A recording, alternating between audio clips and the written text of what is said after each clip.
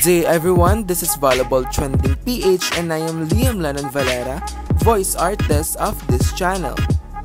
Bagong kapitana ng Ateneo Lady Eagles para sa susunod na UAAP season, kilalanin mga funny and happy moments ng ating Philippine Women's National Team tunghayan.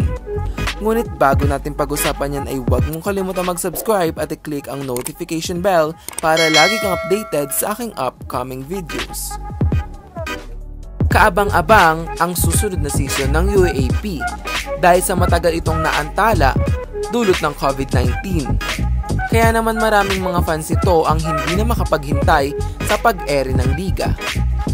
Isang balitang nalaman natin ngayong araw, ang dating libero ng Ateneo Lady Eagles na si Danny Ravena pangungunahan ng kanyang team sa susunod na season ng UAAP.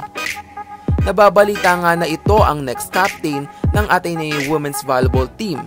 Marami ang natuwa at na-excite dahil kung magkataon ay ngayon pa lamang magkakaroon ng captain ball na libero ang UAAP teams. Magagampanan kaya niya ang tungkulin nito at gampanin nito sa kanyang team? Pero sure ako na maganda ang leadership na may kita natin kay Danny Ravena, libero man o kahit anong posisyon man ito. Bilang galing sa sports related ang kanyang pamilya, ay bihasa ito at marunong na rin ito sa strategy at pag-encourage sa kanyang teammates. Makakasama pa rin nito sa team sina Vanny Gandler, Faith Nisperos at Jaja Maraginot sa susunod na season.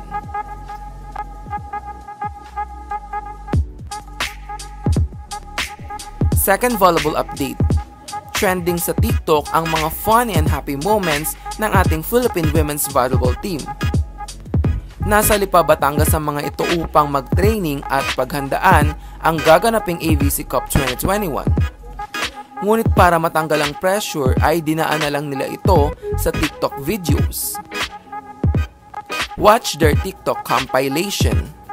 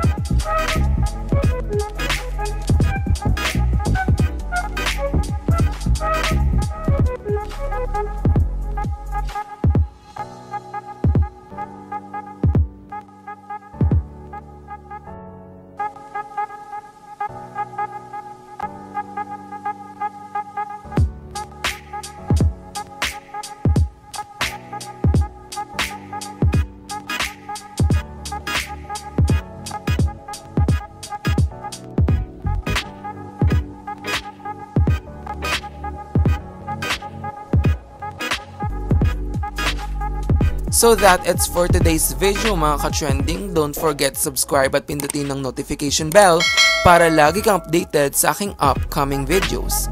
Thank you for watching. Bye-bye!